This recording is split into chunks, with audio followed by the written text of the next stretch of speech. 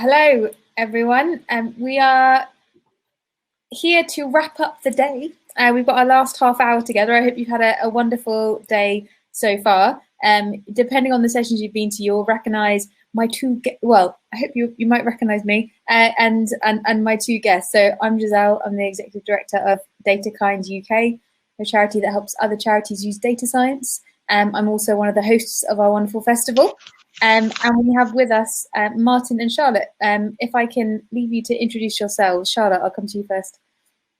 My name's Charlotte. I'm the CEO of Carefree, which is a charity that uses unused rooms from hotels and transforms them into breaks for unpaid carers. Thank you. And Martin? My name is Martin Cowles. I work for a charity called Christians Against Poverty, and we help people with unmanageable debt over the UK in like kind of face-to-face debt counselling service. And both Charlotte and Martin had excellent sessions earlier in the day. So thank you very much for giving so much of your time already. I'm going to ask for a little bit more of your time now over the next half hour to do a bit of what I've called a fireside chat. As you can see, total absence of fires. But hopefully not an absence of chat. What I'm going to suggest we do is just firstly go around and share some reflections if you have them from the day, and that might be if you caught a lot of the day, maybe that's reflections across a few different things. If you were particularly kind of had your interest piqued by some of the questions and comments you were getting at your session, then please start there. So I'm going to hand over to you both to do that in a moment. Before I do, I just want to flag to everyone listening that we do have some polls for you, and I'd love for you to just fill them in before you leave us at some point today. So if you go on the right-hand side, you've got those various boxes you'd have been used to interacting with.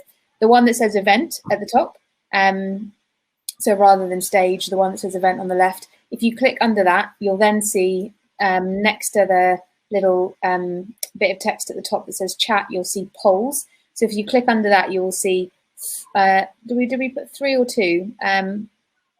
2 or 3 polls appear. Fill them out. That would be absolutely wonderful, and we can know how you're finding the day. And then the one other bit I want to say, which is partly to get it all done now, and partly to make sure I've given Martin and Charlotte loads of prep time to warn them that I'm going to hand the mic to them, is to remind everyone that we had a little prize on offer, or a few prizes on offer. Our slightly Machiavellian way to try and incentivize everyone to be interactive on Hopin was to say you get a prize if you kind of use the platform. We have most active in the networking bit, so that networking function that's been open for breaks and lunchtime. We have most active in the expo, and we have most active on the chat. So there's 3 people that are going to get a prize today sent to them. If they consent to it, I will follow up with you. I'm not going to say which was which, but out of those 3 categories, we have 3 people. We have Sarah Parkhouse, woohoo! We have Amy Parks, woohoo! And we have Ali Hanbury, woohoo! So congrats all 3. We've got a bunch of books, all related to data and ethics on offer. I will send you the list, and you can pick from them and get a wonderful shiny new book sent your way. Giselle, is it done? Yes. Is it done on number of comments? Because I'm prepared to leave a lot of very short comments if that's going to get me up the ranking. Yeah, it's not character count, so you could just keep putting in okay, just every like 10 minutes or so. Fantastic. Yeah, game the system. So with that all done, and without any further ado, I'm going to hand over to Charlotte to reflect back for a few minutes on what you've encountered today. Well, I'm going to take the easy route and just start with Jenny's session from the beginning of the day around data infrastructure. It was the first time that I was thinking about that kind of data infrastructure piece, those kind of public highways of, how can we create a more connected system for service delivery based around what we're seeing and what we're understanding. And just noting on the public sector side, as an organisation that's trying to support public sector delivery, we're here to support unpaid carers. There's lots of statutory responsibilities that the government at the local and national level is executing on. And if we were empowered with data from them, we could shape our services around the kind of the real needs, the missing pieces of the jigsaw puzzle. So the government has previously done things through the government digital service around kind of service design. So they've kind of really open sourced their service design. How have they tested with users to create the start button that kind of sits in the right place to be able to get a user to kind of guide them through a journey.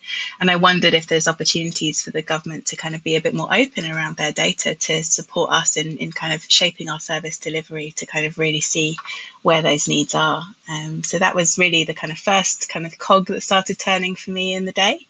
And I also just felt that, as a small charity, our turnover is around £250,000-300,000 a year.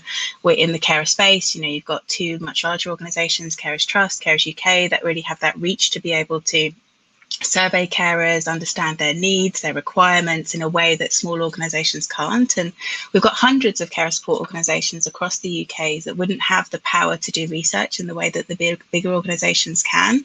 So just thinking, is there ways that we can kind of collaborate more in terms of, when we're thinking about those user research questions, those service design questions, can we get more collaboration with the kind of bigger charities in terms of, when they're putting surveys out to carers, can we, chuck some questions in, or can we build a way in which we can pool our research resources together? Yeah, I hope the answer to that is yes. For your longer answer, Martin, your reflections. Yeah, I think for me, so I've been having to dip in and out today, but I think, what do I think? I think that the whole event for me has been really encouraging, because I don't know how everyone else feels, okay, but certainly from my point of view, I'm aware that I have a lot of kind of imposter syndrome. I'm aware that we've kind of done what we can do with data, and we're having a go with data, but we're just aware that there's a lot that we don't know, and there's a lot that other people know, and I think that can be really kind of discouraging. But events like today, and hearing from everyone and meeting people and networking and hearing about different people's challenges and struggles and how they've just kind of had a go, I think are really, really valuable to kind of break through that imposter syndrome and kind of share that, a lot of people are in the same boat here. A lot of people are doing really great work. There's so much more to do, but So I think that would be my kind of overall reflection on the day and the next 2 days. I hope. I think these are great for encouraging everyone to just have a go and get stuck in. There was a report, wasn't there? I don't know if everyone read. There's a Manifesto Digital did a report called the Future Charity Report. I'd encourage you to go and look it up. And it starts out quite depressing about all the different challenges facing our sector over the next kind of 5 years or whatever, and some of that is big tech coming into our space, or commercial competitiveness, or the fact that we're not using data well, and not measuring meaningfully.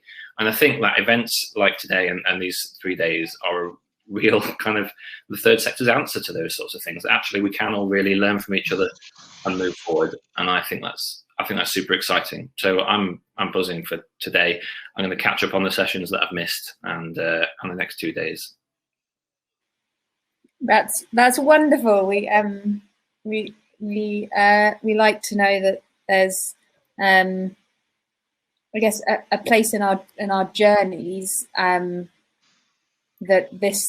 this collaboration is filling, and that's wonderful. I think the imposter syndrome point's really interesting. I think that probably resonates with a lot of my experience at Data Kind Supporting Charities as well. There's a lot of nervousness, and I think we're all trying to juggle a lot of plates and have a lot of different kind of facets to our roles, and that, I think that's wonderful probably for a lot of people who can get a taste of a lot of different things day in, day out, but I think can be pretty hard because you're never immersed in something enough to get loads of confidence, or you don't have those communities of practice around you.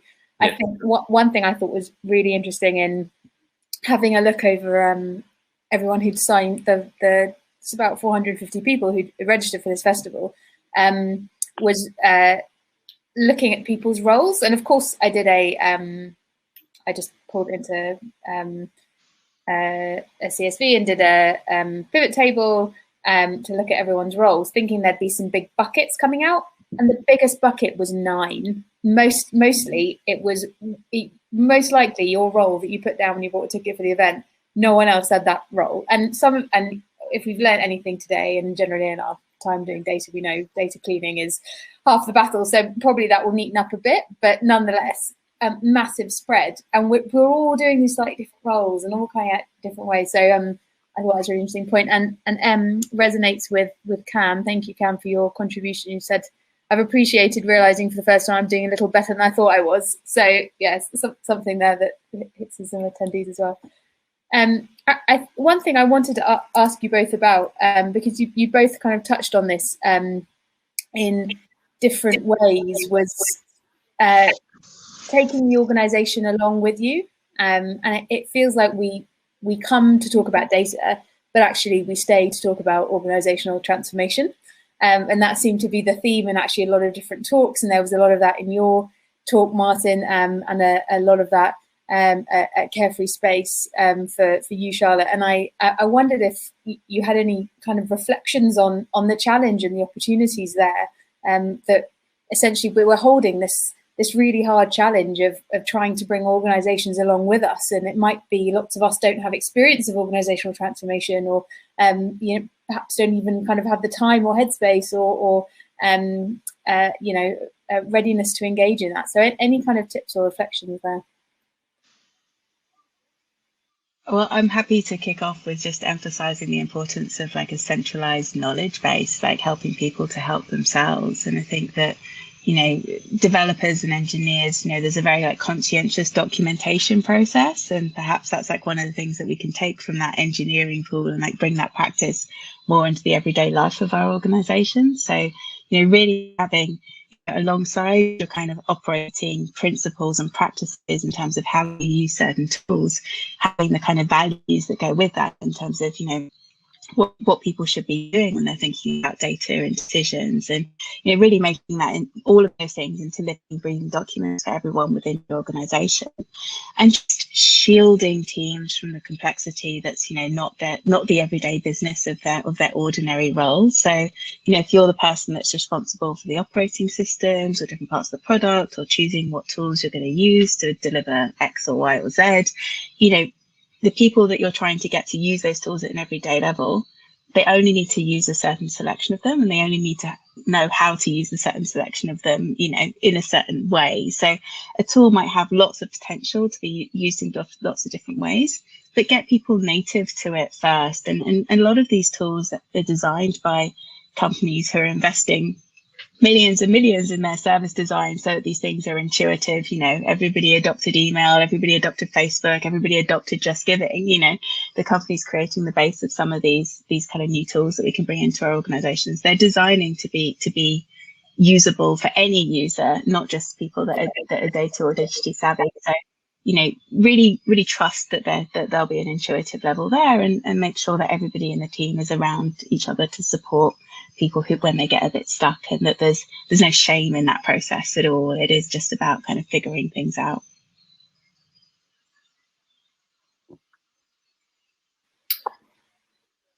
Yeah, So I think I agree with that. I do agree with that. I think for us, there's probably a couple of points to reflect on. Number one, our nerd club was a really great addition to kind of encouraging better actual data analysis across the whole organization. So there's people involved in that at all sorts of different levels. There's people who are super keen and confident and excited about it, but actually there's people who are just trying to kind of fulfill that as a small part of their role for their department or for their role. So actually making it a thing for us was a real big step forward. If you weren't in my session earlier, our nerd club is what we affectionately call our data analyst network. That's a more professional name for it. And it's kind of a cross-departmental group of people who can just talk and chat and share and kind of standardize our approach.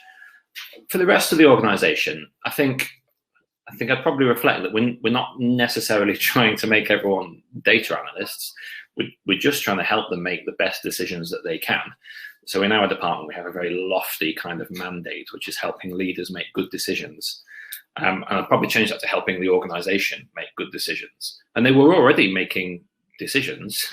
They were already kind of making data-driven decisions, but the data that they kind of observed with their eyes and, and like the experiences and their anecdotes and stuff.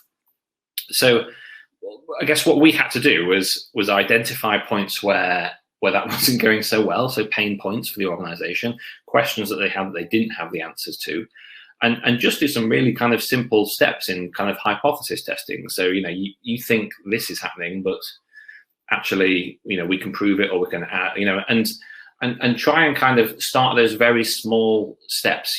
What problem have you got? What would you really like to know the answer to that you haven't got the answer to at the moment? Because maybe we could prove that with data, and kind of start there, and then people go, oh, that was really helpful. That helps us make this decision. Can we come back to you and maybe take the next step? So those small steps of hypothesis testing are really important to help us gain momentum. And I think I've got a secret point 3, which is with the wider organization as well. I think that good data visualization has played a huge part in getting everyone on board and more comfortable with using data. I'm really excited to catch up on the data viz session that happened today. I wasn't able to catch it live, but I just think there's so many decisions that you can make that either make it really clear to people or cloud it for people. So certainly real clear, good data visualization for us, it was a key tool in helping the organization properly understand what they needed to understand. So that's probably my reflection on that. Thank you both. I want to bring in actually a comment that we've just got in from Richard Collins, who said, among other things, that the people mainly don't know what they want until they see it, which makes being strategic difficult. And that really, I think, chimes with what you just said.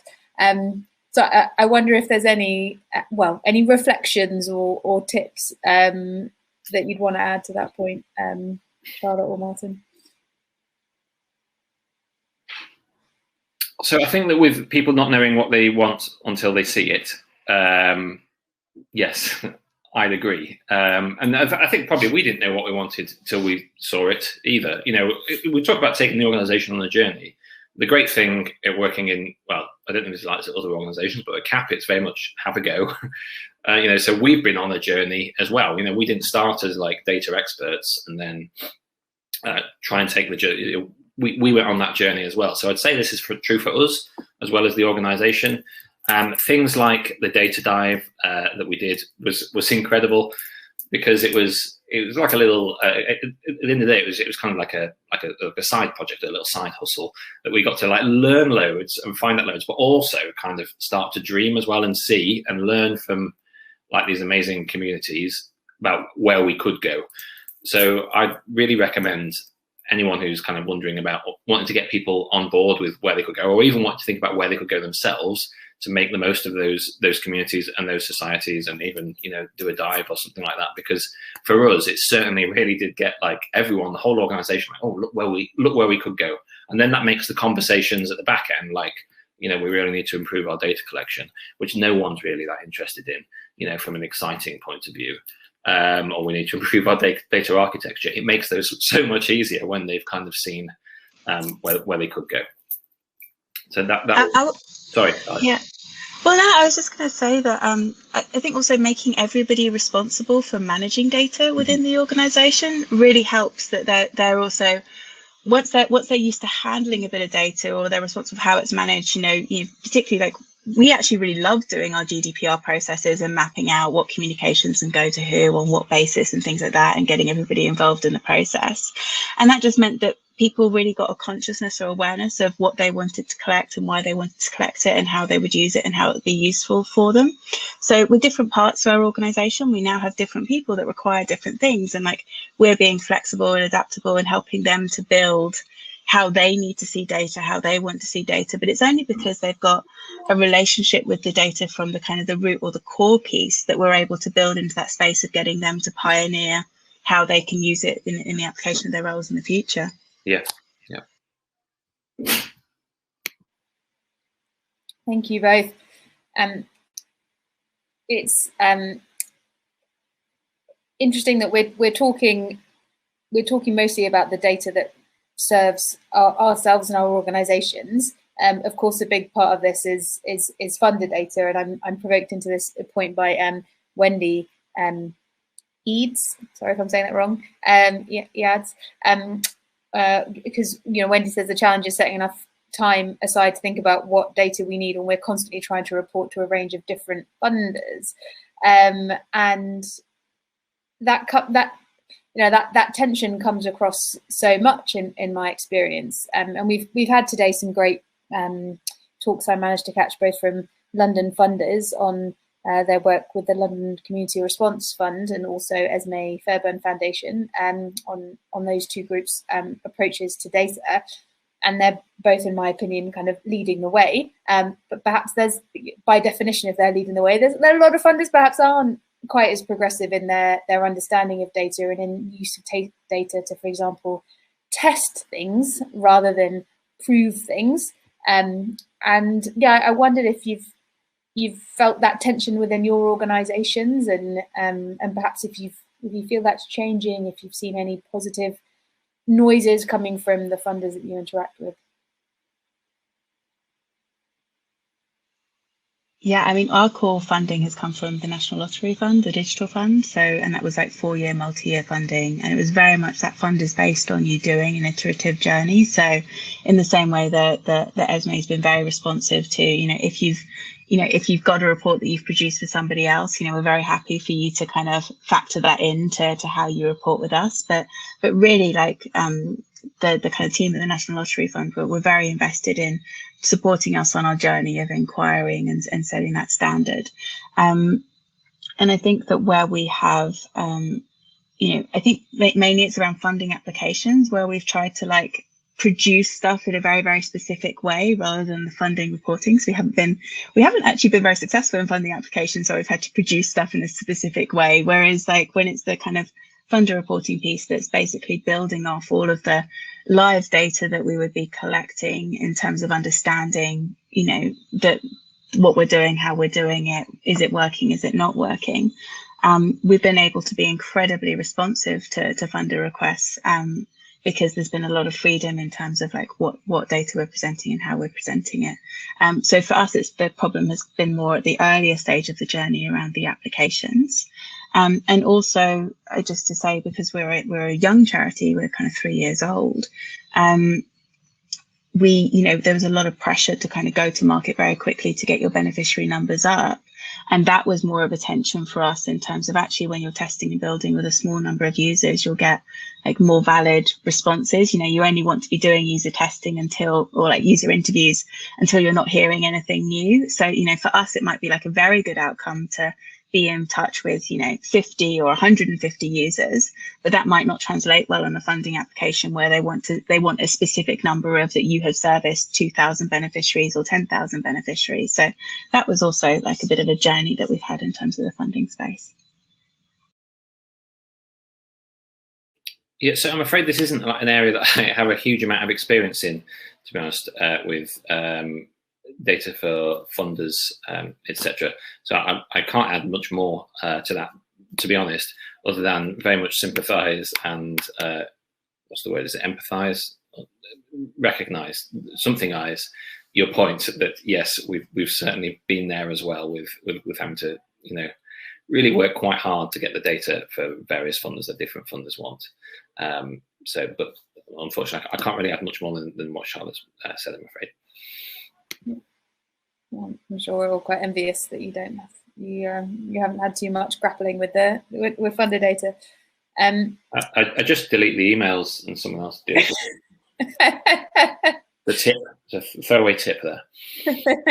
Well, that throwaway tip is a great segue, because in our last few minutes, I was going to ask you both if you have I guess a one top tip. We're looking to you both as organisations that are doing something great, and I know I've heard you both say today and on other occasions you're not there yet. Probably none of us are ever there yet, but you've taken some great steps. For organisations that might want to be doing some similar work, top tip. Charlotte, if I can throw to you first. Experimentation is a mindset, and that, you know, you're not trying to get things perfect in the first round. I mean, the whole point of, you know, I guess Kefri does by habit speak about no code tools quite a lot, but it's more because we've been able to create like a very, very data at our fingertips picture from like all the capabilities that using a combination of very low cost, cheap systems has brought us.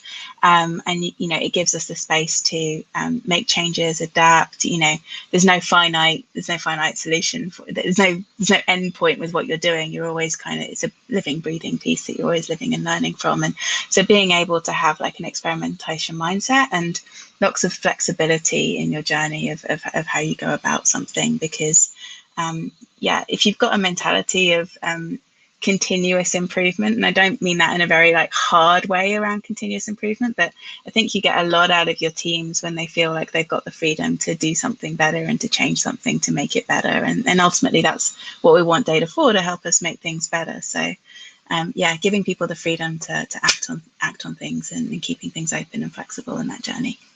Thank you. Martin, any last thoughts? Well, firstly, I 100% agree with what Charlotte said. That kind of have a go. We've learned so much more from just figuring it out and going, oh, that's wrong. Oh, that doesn't line up. What's going on there? You know, and that kind of just trying to solve the problem, or not even solve the problem, but just figure out the thing in front of you has been really, really super valuable. And we're blessed that we have an organisation that kind of has allowed and given us a little bit of space to do that. I'd say for us, the biggest step in our journey was that actually investing in getting the right data that we needed to answer our question, because that was a big step. And I think if we'd have gone for the easy metrics, then that masks so much of what we actually needed to address, and so much of actually that would have helped us answer the questions that we try and kind of answer the questions by proxy with data that is almost it, but not really. But it was a definite concrete decision that we had to make to invest in that. So that probably my kind of top tip, to just spend it doesn't have to be loads, but a little bit of investment, a little bit of time, saying, okay, you know what, well, we're gonna go after that, because that would be the data that we would really want. It'd be my tip. I just want to add one more thing, is also, you know, really track kind of user behavior in a very live way, because I think that, you know, if all of the data that you're tracking is there to support your kind of social impact outcomes or like predetermined ideas of data indicators, you're going to miss out on lots of new information that could be really, really valuable to you. So, you know, and certainly we all have ideas about how we want our beneficiaries to behave and how they'll find something useful or not useful. And you're just embedding a lot of assumptions into what you're learning. If you go down that route, you have to keep, you know, what you're tracking very true to user behavior, so that you've got that kind of honesty bank of what's really going on. Motivating words. Thank you both so much for coming and doing this fireless closing fireside with me. I think it's been absolutely wonderful. I suspect our attendees agree as well. So that wraps up today. We have another 2 days, of course, of this wonderful festival. We will be back tomorrow at 9 for some networking, our rapid 3-minute networking. If you haven't tried it yet, I recommend it. It's a very clarifying period of time when you know you only have 3 minutes. And at 9:30, we'll kick off again with another keynote, and then around 25 more events to bring us to 5 p.m. tomorrow. So please do join us. In the meantime, I hope you have a lovely evening. Bye all. Thank you. Goodbye. Thanks, Giselle. Take care.